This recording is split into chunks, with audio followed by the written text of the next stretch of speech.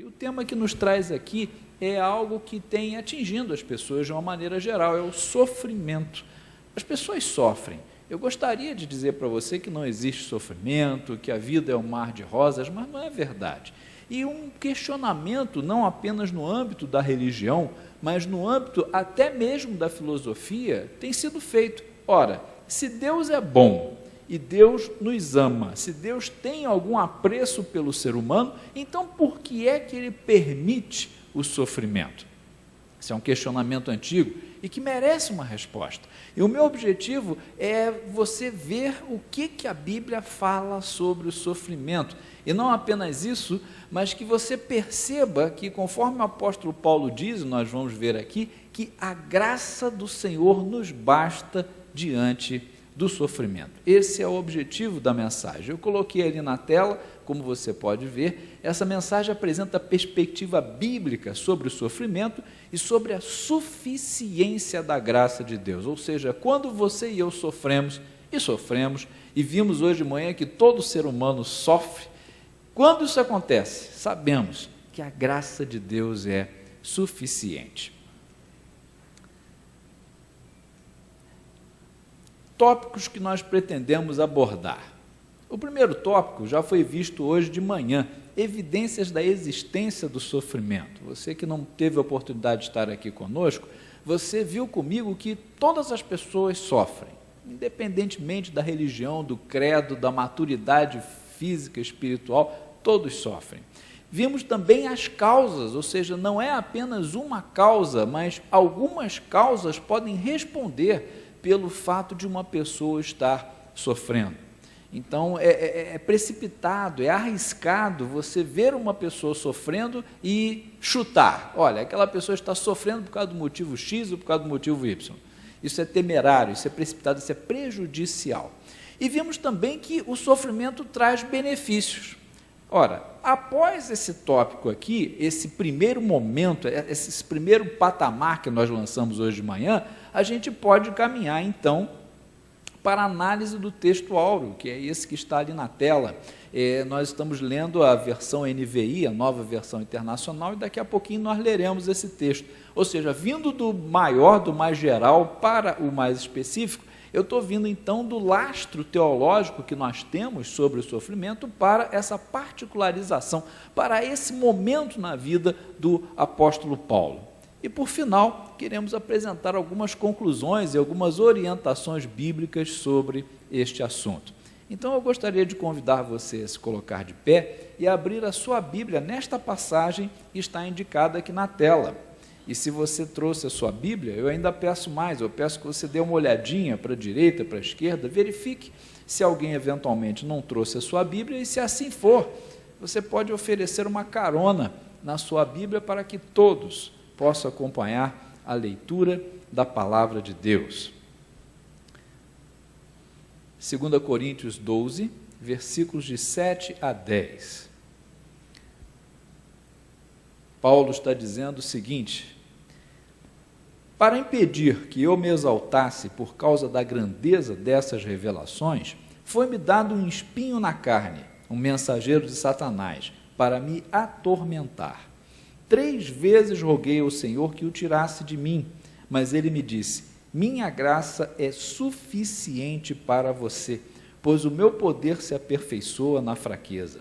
Portanto, eu me gloriarei ainda mais alegremente nas minhas fraquezas, para que o poder de Cristo repouse em mim. Por isso, por amor de Cristo, regozijo-me nas fraquezas, nos insultos, nas necessidades, nas perseguições, nas angústias, pois, quando sou fraco, é que sou forte. Feche a sua Bíblia, feche seus olhos, vamos orar. Senhor, muito obrigado pela oportunidade de estarmos aqui na Tua casa, especialmente diante do fato de que tantas alternativas nos seriam possíveis, mas nós escolhemos estar aqui na Tua casa, Senhor. Portanto, vem sobre cada pessoa aqui presente, glorifica o Teu nome em nosso meio, em cada vida aqui, que não seja apenas mais uma meditação, mas que o Teu Espírito Santo fale a cada coração, incluindo o meu, que Tu possa usar a minha vida também, para que possamos sair daqui edificados, movidos pelo toque da Tua mão. É o que nós pedimos crendo, em nome de Jesus. Amém. Podemos sentar.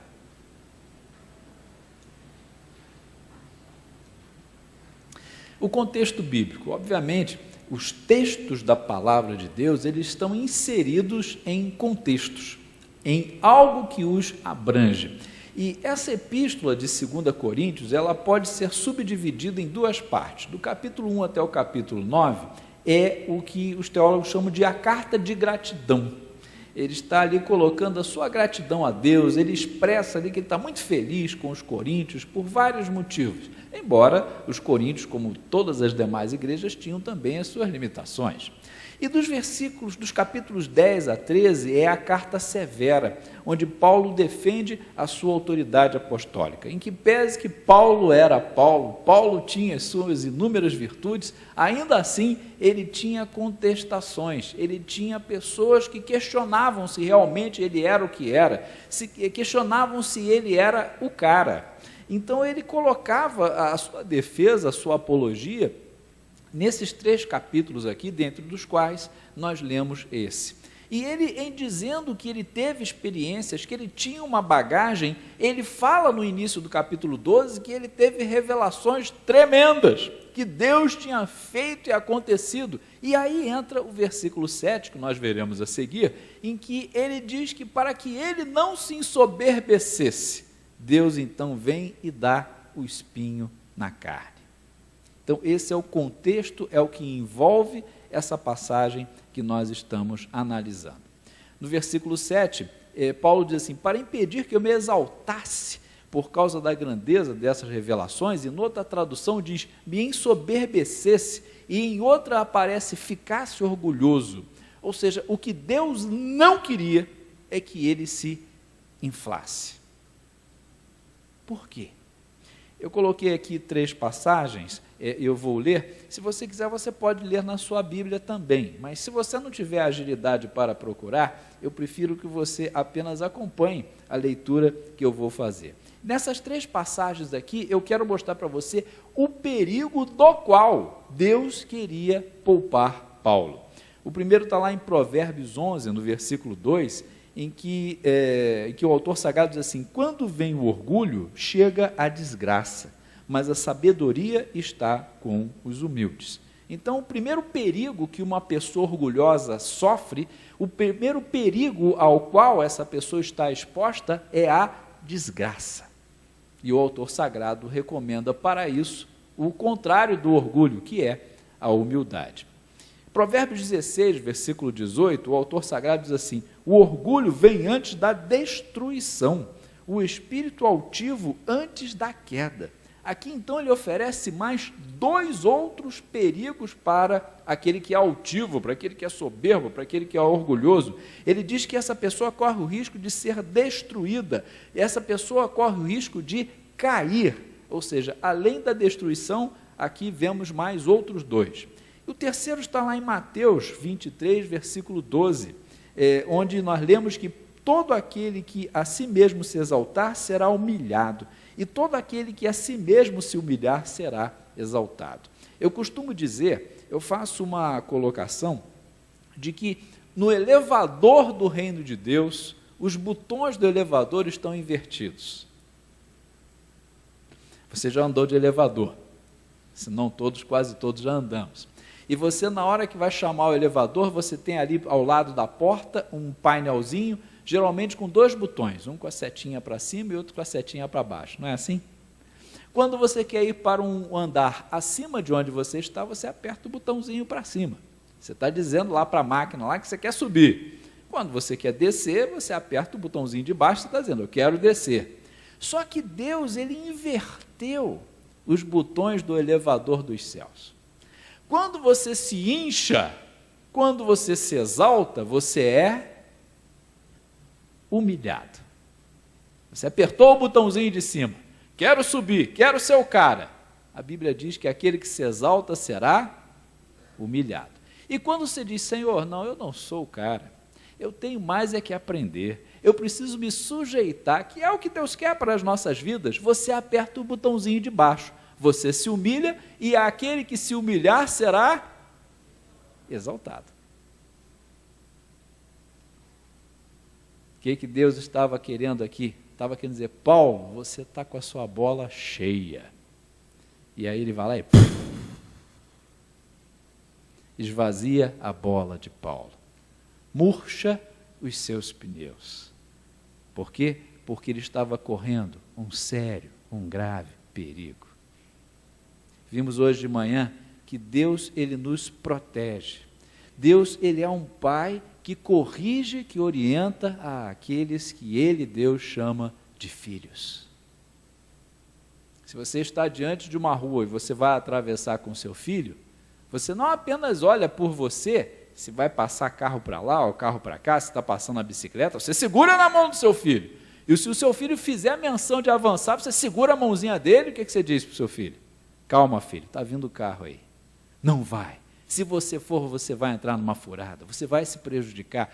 Deus também tem um zelo semelhante conosco. Às vezes ele nos segura para que a gente não mergulhe em situações que vão prejudicar a nós mesmos. E foi o que aconteceu aqui com Paulo. Paulo foi protegido por Deus, de uma forma um pouco severa, tá bom, mas o intuito de Deus era este. No versículo 7, nós vemos que, à luz do texto sagrado, temos a causa desta aflição que veremos a seguir. A causa dessa aflição estava no próprio Paulo. Isso hoje de manhã nós vimos as possíveis causas de um sofrimento. Vimos que o sofrimento pode ser causado pelo acaso, pode ser causado por nós, pode ser causado por outro, pode até ter o objetivo da glória de Deus. Enfim, são vários os motivos que podem gerar o sofrimento na vida de uma pessoa. Neste caso, o problema estava na vida do próprio Paulo, neste caso especificamente. Ora, que bom, eu coloquei aqui, que bom que Paulo não generalizou a causa dessa aflição. Antes, como veremos a seguir, ele a identificou e em seguida adotou a postura correta. E é o meu objetivo para a sua vida também. É o objetivo para a minha vida também. O que eu queria compartilhar com você, querido, é que você tem que ter esse apreço, esse cuidado, essa preocupação de saber o que está acontecendo na sua vida. Você não pode sair generalizando as coisas como fizeram, e hoje de manhã comentamos, os amigos de Jó. Não podemos ter soluções tampão, não podemos ter aquela solução genérica, aquela panaceia, aquela solução para todos os casos, macetes. Não existe atalhos na vida do crente. A vida do crente é um caminho que você tem que trilhar com base na palavra de Deus. Que bom que nesse caso aqui, por acaso nesse caso aqui, ele não generalizou. Ele procurou saber. Claro, num primeiro momento ele estava sofrendo, ele fez aquilo que eu e você faríamos. Ele orou. Lógico que ele fez o certo. Mas aí ele percebeu que as orações dele não estavam surtindo efeito. Você já passou por uma situação assim? Isso não dá uma certa ansiedade, uma preocupação? Você não fica inquieto? Eu também fico. E aí ele fez o certo, ao invés de murmurar, se desesperar, botar a culpa em A, em B, em C, ou no próprio Deus, ou enfim, ele descobriu.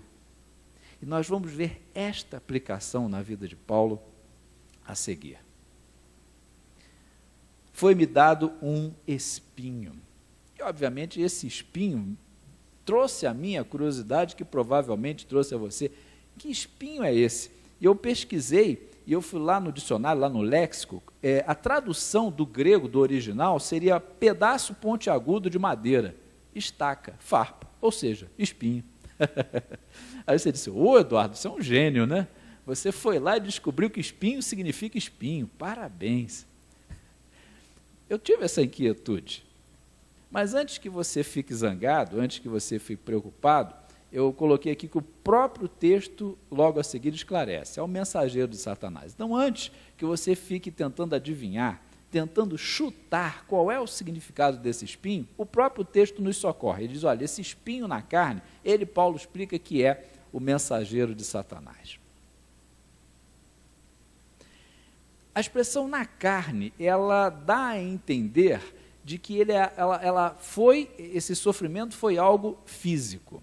As pessoas às vezes colocam, você vai ter correntes advogando diversas linhas de pensamento. Alguns dizem que foi um sofrimento, uma agonia, um questionamento, uma dúvida, uma ansiedade, mas nós vimos que ele colocou que foi um espinho na carne. E existe no meio evangélico uma corrente que crê que esse sofrimento teria sido algum tipo de doença.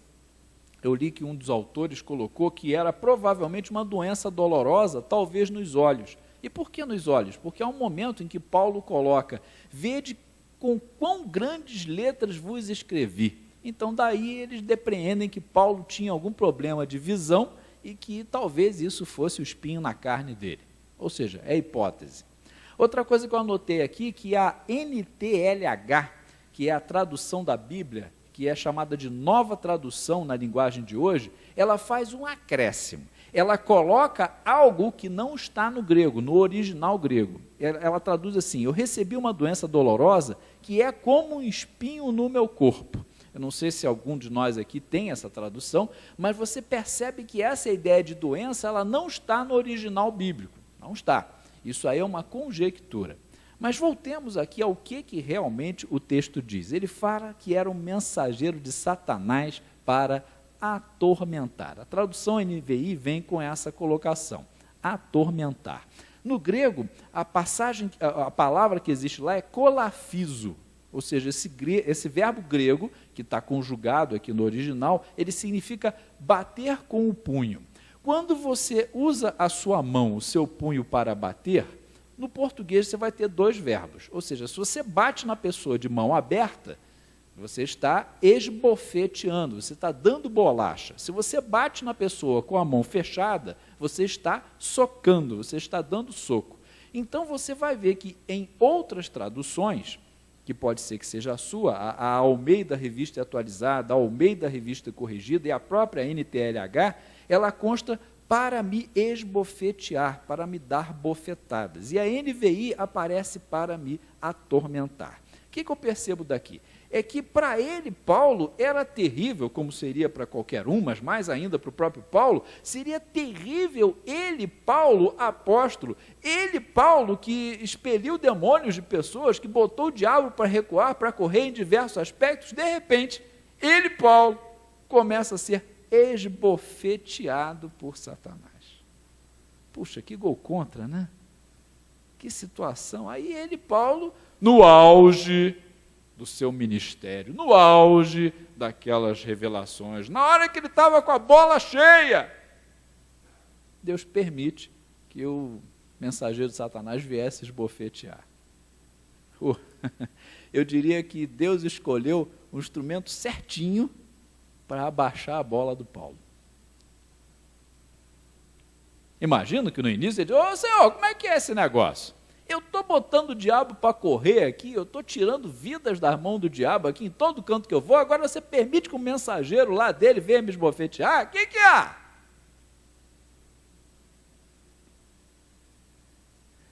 É errado pedir socorro ao Senhor? Claro que não.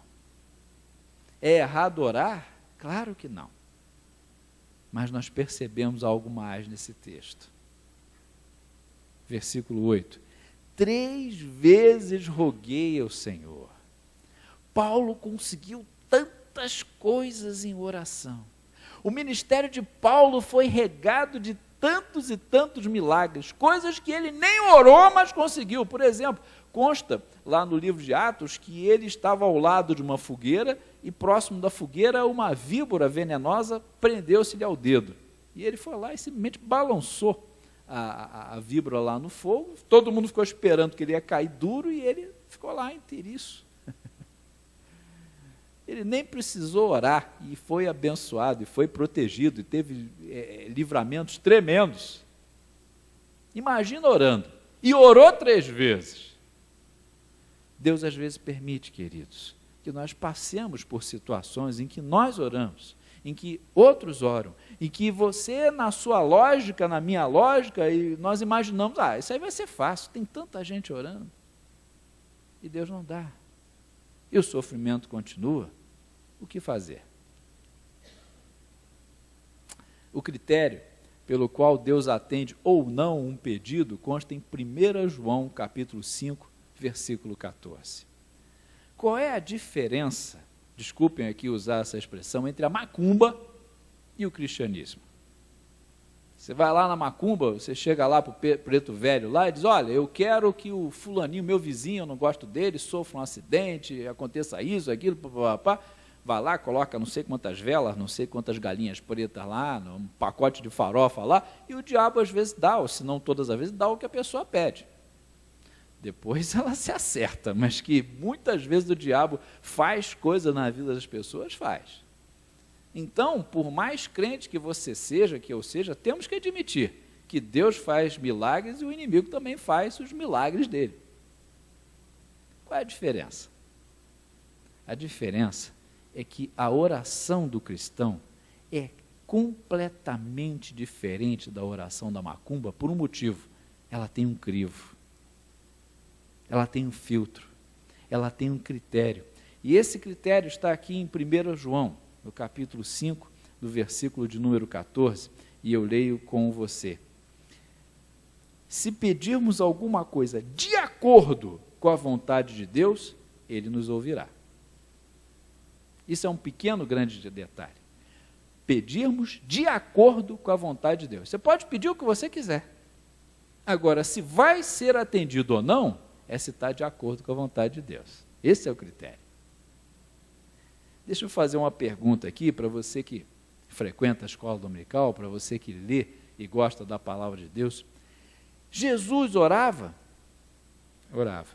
Mas Jesus sempre recebeu respostas afirmativas das orações que fez, ou seja, todas as orações que Jesus fez, ele recebeu sinal verde? Não? Mas Jesus não era Jesus? Era. Mas houve algum momento em que ele pediu alguma coisa ao Pai e o Pai não concedeu? Qual? Passa de mim esse cálice.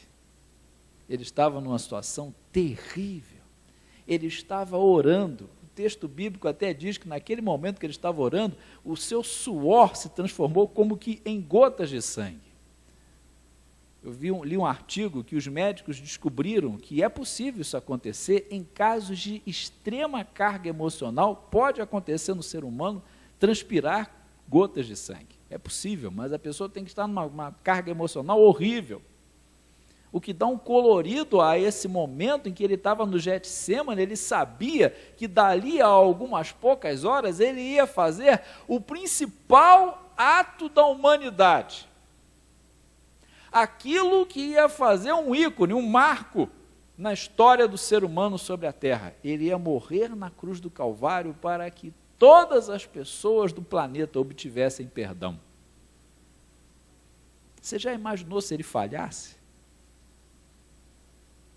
Você já imaginou a responsabilidade que estava sobre os ombros dele?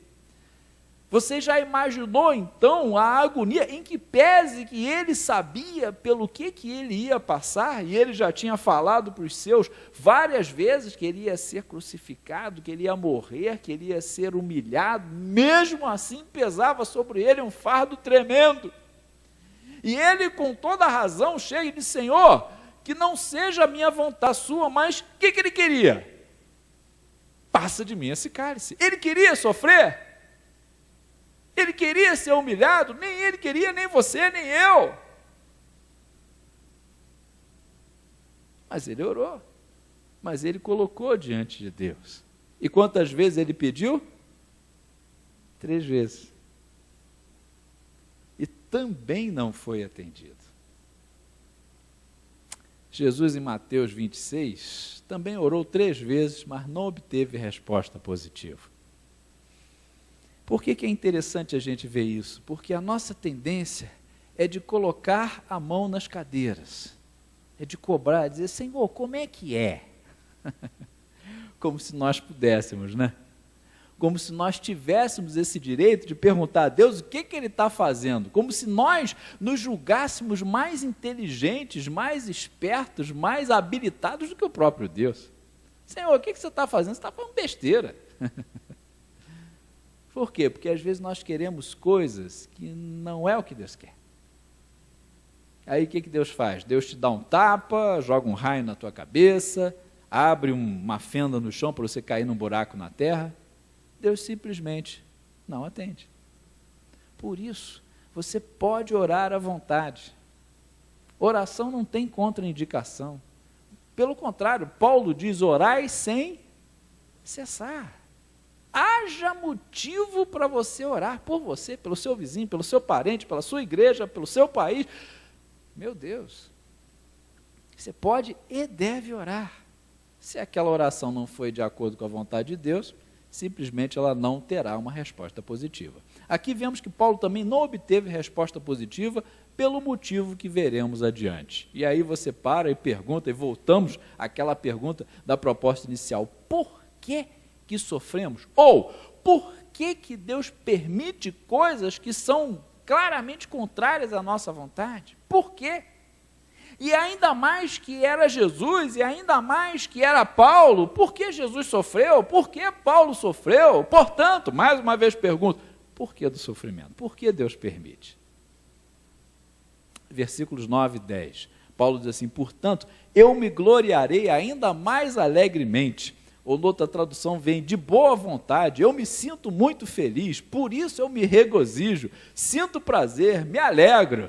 Espera aí, espera lá, mas nós não estamos falando de sofrimento? Mas o que aparece ali no texto sagrado é isso, ele diz: eu me alegro muito, eu estou muito feliz. Que história é essa? Há a possibilidade de eu me alegrar no meio do sofrimento? Repare, o texto não diz que Deus foi lá, tirou lá o mensageiro de Satanás que estava esbofeteando ele, tirou o espinho da carne, e aí Paulo disse: ufa, legal, acabou, e aí ele ficou feliz. O texto não diz isso. O texto simplesmente diz que no meio do sofrimento, e ele vai lá e fala de angústias, injúrias, perseguições, Paulo vai lá e diz que no meio disso tudo ele se alegra. Como? Eu diria que esse é um dos paradoxos da doutrina cristã.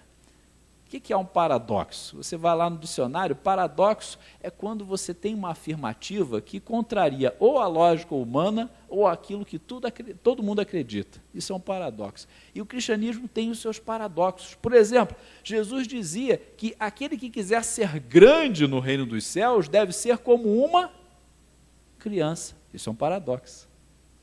Ele fala que aquele que quer ser o maior de todos deve ser o menor de todos no reino de Deus. Ele fala que para que você possa ganhar a vida eterna, você tem que morrer. Paradoxo, não é? Esse é mais um dos paradoxos. Paulo dizendo que quando ele é fraco, aí é que ele é forte. Paulo dizendo que ele se alegrava no meio das aflições. Ele não estava dizendo que ele esperava chegar no final para dizer: bom, agora sim, poxa, esse Deus que eu estou falando com ele me atendeu, até que enfim. Não. Ele se alegrava nas tribulações. Amado, se nós orarmos por você, se você orar por você e o problema for embora, glória a Deus. Mas se o problema não for embora, glória a Deus também. Por quê? Porque a graça de Deus nos basta. Quando Deus não atende, há alguma razão importante. A descoberta do objetivo de Deus naquela situação, e nós veremos adiante, trouxe alívio e alegria para Paulo. Vamos ver que alegria foi essa? Eu leio aqui Filipenses, capítulo 4, versículos de 11 a 12, para que você sinta o que aconteceu com Paulo, como é que Deus trabalhou na vida desse homem. Filipenses 4, 11 a 12, eu leio assim: não estou dizendo isso porque eu esteja necessitado, pois aprendi a adaptar-me a toda e qualquer circunstância. Sei o que é passar necessidade e sei o que é ter fartura. Aprendi o segredo de viver contente em toda e qualquer situação, seja bem alimentado, seja com fome, tendo muito ou passando necessidade. Repare o que ele diz no final do versículo 11: adaptar-me a toda e qualquer circunstância. Ele não tinha uma varinha mágica, ele não dizia Shazam, e tudo se transformava em mar de rosas na frente dele, não. Ele é que se adaptava. A vitória dele era de dentro para fora. E você que lê a segunda epístola de Coríntios, você vai ver que Paulo não teve vida mansa, não. Ele fala que ele foi açoitado, apedrejado, sofreu naufrágio. Olha, vida fácil esse homem não teve. Mas ele falava a respeito dessas tribulações que ele teve, ele diz assim, essa leve e momentânea tribulação. Engraçado, né? Ele fala que tomou açoite, que ele foi assaltado, que ele passou horrores. E depois dizia assim, essa leve e momentânea tribulação. Mas por que isso? Ele era maluco? Ele era masoquista? Não! Ele aprendeu a viver contente no meio da situação. Como, Eduardo?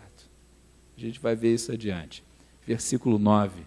A minha graça é suficiente para você. Ah, querido, se você pudesse levar alguma coisa dessa mensagem dessa noite, eu queria que você levasse esse trecho da palavra de Deus. A minha graça te basta, a minha graça é suficiente, a graça de Deus nos basta. Tá bom, nós aqui vivemos num país onde, graças a Deus, o Evangelho tem, eu não digo total, mas quase total liberdade, pelo menos na maioria do território brasileiro, o Evangelho é permitido, o Evangelho não é tão perseguido quanto em outros lugares, onde pessoas, hoje, eu não estou falando da Idade Média, não, estou falando de hoje em dia, há muitos lugares no mundo em que pessoas são mortas, são torturadas, presas pelo fato de serem cristãs. Esse privilégio que eu e você temos de pegar uma Bíblia e sair andando pelas ruas, ou de abrir um templo com um letreiro na porta e ter reuniões públicas, isso não é assim no mundo inteiro, não. Isso é um privilégio que Deus concedeu à nossa nação. E por que isso? Aquelas pessoas que estão nesses países onde o Evangelho é proibido, essas pessoas são menos crentes do que nós, menos dignas? Claro que não. Mas o que vale lá, vale para mim, vale para você, vale para eles e sempre valeu. A graça do Senhor nos basta. Pode ser que as circunstâncias mudem, mas se mudarem, querido, leve isso no seu coração. A graça do Senhor nos basta. Faça sol, faça chuva, a graça do Senhor nos basta. Isaías 40, de 29 a 31, nós falamos hoje de manhã que uma das formas de sofrimento, e a Bíblia diz que isso vai ocorrer, é o cansaço. E o cansaço é o sofrimento que atinge a todos, e nós precisamos que o Senhor renove as nossas forças. Eu vou ler essa passagem para você. Isaías diz assim, ele fortalece o cansado e dá grande vigor ao que está sem forças. Até os jovens se cansam e ficam exaustos, e os moços tropeçam e caem. Mas aqueles que esperam no Senhor renovam as suas forças, voam alto como águias, correm e não ficam exaustos, andam e não se cansam. Sobrenatural! Sobrenatural! Claro que ele está falando do sobrenatural. Quando é que eu e você, seres humanos, vamos conseguir levantar voo com asas como águias? Não podemos. Sobrenatural. Humanamente é impossível um ser humano não se cansar. Acaba a energia do seu corpo, e tem que acabar porque ela é finita, você se cansa. Sobrenatural, você receber de Deus esse renovo. Era isso, essa graça que renova as nossas forças, que nos dá a condição de lutar, que dá a condição de sorrir. Sobrenatural, é a graça de Deus. É isso que eu e você precisamos. Não necessariamente precisamos que o sofrimento acabe, mas precisamos que a graça comece. Pode ser que eu ore e o problema vá embora, ou vá embora em parte, mas o que precisa acontecer é a graça de Deus. Querido, cada vez que você ingressar numa dificuldade, cada vez que você tiver um problema, lembre-se, o mais importante que você deve pedir não é o final do problema, mas é o início da graça. Para Paulo também testemunhou. Vamos ver quais foram os resultados desse sofrimento. Falamos hoje de manhã que o sofrimento tem benefícios. E aqui eu posso alinhar 3 benefícios que ocorreram na vida do Paulo. 1 Coríntios 15, 10, Paulo diz assim, mas pela graça de Deus sou o que sou, E a sua graça para comigo não foi inútil. Antes, trabalhei muito mais do que todos eles. Contudo, não eu, mas a graça de Deus comigo. Por que que Paulo era Paulo? Por que que Paulo conseguia fazer e ser aquilo que ele era? Porque ele tinha a graça de Deus na vida dele, queridos. E aí ele tinha gás. Ele dizia que ele trabalhava mais do que todo mundo. E por que ele dizia isso? Porque a graça de Deus era com ele e ele era o que era. Você quer ter gás, você quer ter disposição para vencer? Receba a graça de Deus na sua vida. Esse era o testemunho de Paulo. Deixa eu ler com você, 2 Coríntios 3, versículo 5. Não que possamos reivindicar qualquer coisa com base em nossos próprios méritos, mas a nossa capacidade vem de Deus. Isso é que Paulo precisava ter percebido antes que Deus permitisse aquele espinho na carne. Paulo estava dizendo, olha, recebi revelação e tal e coisa. Deus falou, furou, murchou a bola dele. Mas Paulo deveria ter dito isso antes. A minha capacidade vem de Deus. Quando você coloca a sua capacidade, os seus valores, os seus critérios na frente, você vai ser orientado, disciplinado por Deus. Filipenses, capítulo 4, versículo 13. Aí Paulo vem e diz, tudo posso naquele que me fortalece. Tem sofrimento? Eu aguento. Por quê? Porque eu sou brabo? Não. Porque a graça do Senhor me fortalece. De repente eu não recebi aquilo que eu queria, aquilo que eu precisava, aquilo que o meu filho, meu parente, meu ente querido precisava. A graça de Deus me fortalece. Pode fazer sol, pode fazer chuva, pode chover canivetes. A graça do Senhor me fortalece.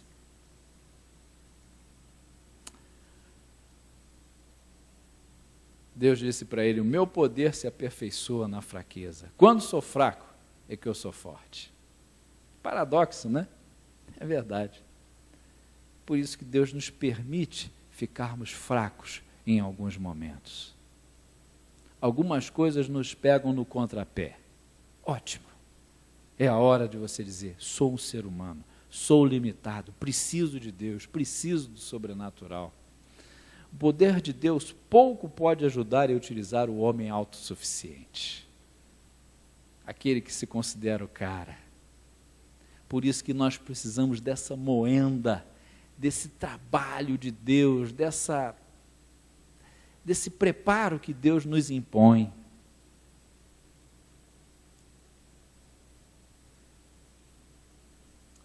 Romanos 8, 28a.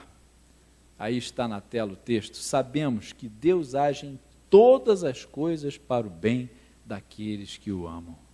Todas as coisas. E eu ali fiz questão de sublinhar e destacar todas as coisas. Não são apenas nas coisas agradáveis, nos momentos deliciosos. Não. Deus age em todas as coisas. Mas Eduardo era o próprio mensageiro de Satanás que estava esbofeteando Paulo. Era. Então o mensageiro de Satanás estava trabalhando para Deus?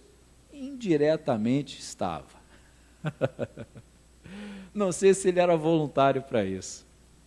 Talvez até ele tivesse todo bobo, né? Ele deve ter chegado lá no meio da capetada lá e ter dito, galera, vocês não sabem o servicinho que eu prestei hoje. Você prestou serviço para quem? Para Pilatos? Para o imperador romano? Não, foi o próprio Deus que me mandou. O quê? Deus te encomendou um serviço sujo? Foi. Fui lá esbofetear o tal do Paulo. Devem ter colocado uma foto dele lá no sindicato lá dos capetas, deve ter tido uma foto dele lá. O cara que conseguiu esbofetear o Paulo, deve ter crescido lá no status lá dos capetas lá. Coitado desse capeta, crente que estava abafando. Na verdade, Paulo descobriu, por meio de uma forma terrível, não foi legal não, mas descobriu que Deus age em todas as coisas. Paulo poderia ter dito, o quê? É capeta? Show capeta! E o capeta não foi embora. E perdi prestígio com o Todo-Poderoso. Ou então poderia dizer como as mulheres dizem, né? Senhor, você não me ama mais. Não. Deus age em todas as coisas, meu amado. Até naquelas coisas que eu e você não entendemos. Se eu tivesse que disciplinar o meu filho, eu jamais chamaria um capeta e diria assim, olha, aquele ali é o meu filho, vai lá dar uma bolacha nele. Eu não ia fazer isso. Mas naquele momento, Paulo precisou passar por aquilo. Você não entende, eu também não. Por isso até que eu tive o cuidado de ir lá no grego lá para ver se realmente o texto está dizendo, quando falava de esbofetear, o que é que estava dizendo? Esbofetear era esbofetear mesmo. Em todas as coisas. Eu não sei qual é a dificuldade que você está enfrentando. Se preocupa você, eu imagino que não deva ser coisa fácil, provavelmente não é, mas querido, o que Paulo descobriu aqui é em todas as coisas. Deus pode. Ao lermos todas as coisas, aprendemos que podemos ser abençoados mesmo quando não estamos satisfeitos. Deus não veio fazer cosquinha em ninguém. Pouco após me converter, me ensinaram corinho. Eu até gostaria de cantar e tocar, mas eu não tenho talento musical. Mas o corinho, me permitam, né, eu tentar cantar, diz assim, quem tem Jesus gosta de cantar, está sempre sorrindo, mesmo quando não dá, tropeça aqui, cai acolá, mas depressa levanta e começa a cantar. Eu descobri que não é bem assim. Nem sempre dá para você ficar sorrindo. Dá para você ficar sorrindo em enterro? Amados irmãos, oi, vamos começar aqui um enterro, aleluia, glória a Deus. Não dá. Há momentos em que você não tem como ficar sorrindo, como o corinho sugere. Mas nós somos abençoados, mesmo quando não estamos satisfeitos, mesmo quando não temos a menor vontade de rir. O quê? Você está pensando que o crente que é crente tem que ficar o tempo todo, ô Senhor, glória a Deus, está tudo jóia e tal. Você pensa que ser crente é ficar numa nuvem de glória. Não é isso. Há momentos difíceis. Se assim não fora, a Bíblia não diria, alegrai com os que se alegram e chorai com os que choram. Então há momentos que você se alegra, e tomara que seja a maior parte dos momentos, mas há momentos que você vai chorar, e que outros vão chorar com você. Você tem que abdicar daquela ideia de dizer, não, crente que é crente não passa por problemas, porque na hora que o problema vem, ele mata nos peitos, tira de letra. Não é verdade, não é sempre assim. Isso é um estereótipo, é uma caricatura, é um erro. O que nós aprendemos de Deus é que Ele não veio aqui para fazer uma situação tal que você diga, galera, seja crente, porque afinal de contas ser crente é uma boa. Às vezes ser crente é ser esbofeteado. Como tantos são, como Paulo foi, como talvez você esteja sendo. E eu complemento essa ideia com 3 passagens da palavra de Deus. No Salmo 4, nós lemos assim, o autor sagrado diz, a Deus, encheste o meu coração de alegria maior do que a daqueles que têm fartura de trigo e vinho. Em paz me deito e logo adormeço, pois tu, Senhor, me fazes viver em segurança. O que o autor sagrado está dizendo aqui, que o homem mais rico que seja, mais poderoso, até pode ter bens, até pode ter dinheiro, pode ter prestígio, pode ter isso, pode ter aquilo, mas não tem a paz que só o nosso Deus dá. E ele está dizendo aqui, mais alegria me puseste no coração, no meu coração, do que no coração deles, quando eles estão com tudo. Porque eles também sofrem. Não se iluda, todos sofrem, ímpios e crentes. Eles também sofrem, mas mesmo quando eles estão na boa, no manais, e eu até eventualmente não esteja nessa situação, eu tenho uma alegria sobrenatural que é colocada no meu coração. É isso que o Evangelho prega. O Evangelho não prega mar de rosas, mas prega consolação, prega conforto, prega uma alegria que vem de cima para baixo, uma alegria que não depende de circunstâncias. 2 Coríntios 4, 16, 18. Paulo dizendo, é um trecho tremendo da palavra, em que Paulo diz assim: por isso não desanimamos, embora exteriormente estejamos a desgastar-nos, interiormente estamos sendo renovados dia após dia, pois os nossos sofrimentos leves e momentâneos estão produzindo para nós uma glória eterna que pesa mais do que todos eles. Assim, fixamos os olhos, não naquilo que se vê, mas no que não se vê, porque o que se vê é transitório, mas o que se não vê é eterno. O que Paulo está dizendo aqui, o circo pode estar pegando fogo, mas aqui dentro de mim, aqui dentro da minha vida, aqui dentro do meu coração, eu tenho um Deus que mora na minha vida, eu tenho a graça de Deus, e por isso eu sou renovado. Por isto é que Paulo pôde, e você e eu podemos dizer, todas as coisas contribuem para o nosso bem.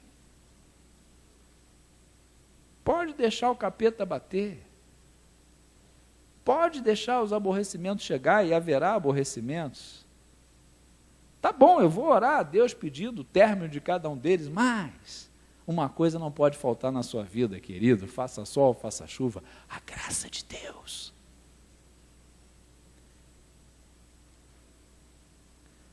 Quando sou fraco, é que eu sou forte.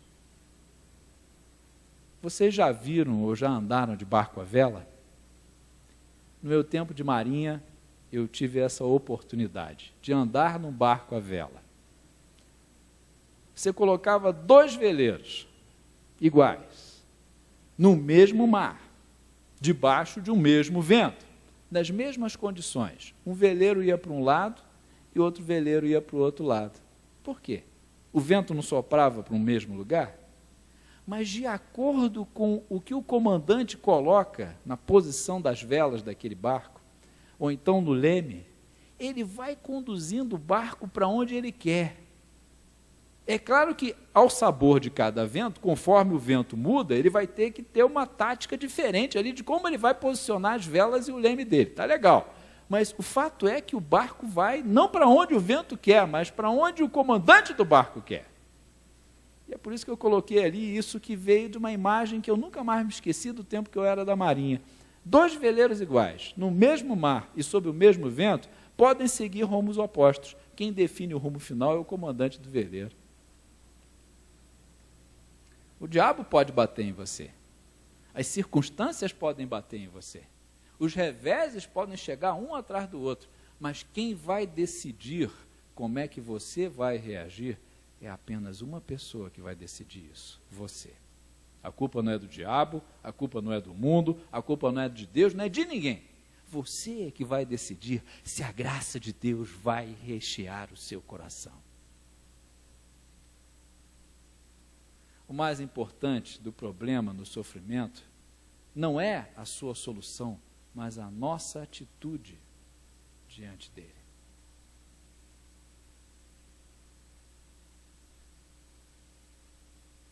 Eu conheci um pastor médico e ele dizia uma coisa que eu nunca mais vou esquecer.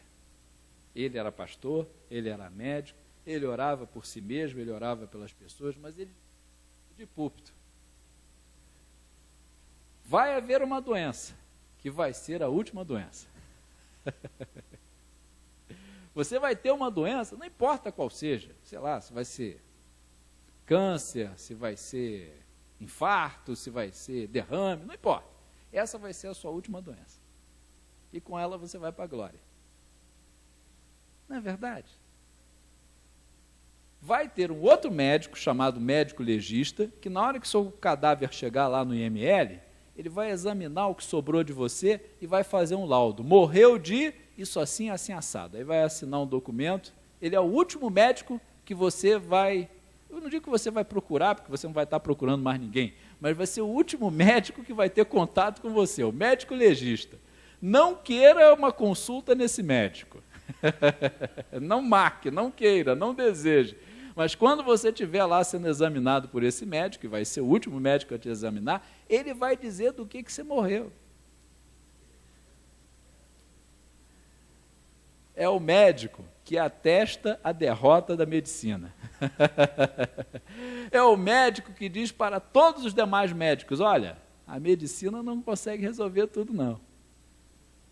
Ele passa o dia inteiro dizendo, fulano morreu disso, Beltrano morreu daquilo. Pessoas que, inclusive, passam dias, às vezes até meses no hospital, no final terminam na mão desse médico, que diz, olha, toda a tecnologia, toda a ciência terminou nisso aqui.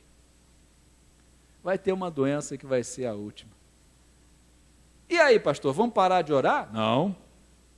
Vamos parar de buscar a Deus? Não. Vamos entregar os pontos? Não. Eu vou orar a cada dia por você e por mim. Eu espero que você faça o mesmo. Vou orar sempre, vou orar até as minhas últimas forças. Vou lutar pela obra de Deus, eu espero que você faça o mesmo.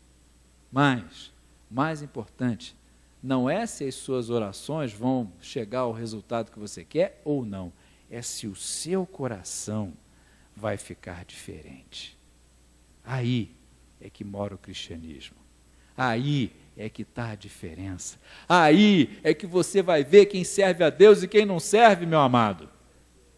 Aí é que você vai ver que a graça do Senhor é suficiente para a gente. Conclusões. Eu quero ler para você 2 conclusões que são também, ao mesmo tempo, orientações bíblicas para a minha e para a sua vida. A primeira conclusão está em 1 Pedro 4,19, em cujo final do versículo, Pedro diz assim, aqueles que sofrem de acordo com a vontade de Deus, devem confiar sua vida ao seu fiel Criador e praticar o bem. Pedro vem falando a respeito de sofrimentos, mais uma vez ele bate naquela tecla de sofrimento que você merece, sofrimento que você não merece. No final ele vai lá e dá essa orientação. Você está fazendo bem? Você está dando o seu testemunho? Você está fazendo o seu papel de cristão? Entrega a sua vida ao Senhor, confia nele, faz o bem. Não entra numa de você arbitrar parâmetros para Deus. Olha, Senhor, já que eu sou um crente fiel, já que eu sou um crente dizimista, já que eu sou um crente que faço tudo... Não. Entrega a sua vida ao Senhor. Entrega o dia de amanhã, entrega o momento de daqui a pouco. Eu não sei se ao sair ali daquela porta eu vou continuar vivo muito tempo. Não sei se eu vou amanhecer amanhã de manhã, se eu vou acordar vivo. Não sei. Não importa, entrega a tua vida ao Senhor, querido. Confia nele, faz o bem. Não tenha medo do diabo. Não tenha medo das circunstâncias. Não tenha medo da morte. Não tenha medo de nada, porque todas as coisas cooperam para o bem daqueles que amam a Deus. Segunda conclusão, e é também uma orientação. Paulo diz, finalmente, fortaleçam-se no Senhor e no seu forte poder. Você precisa dessa força. A força do Senhor.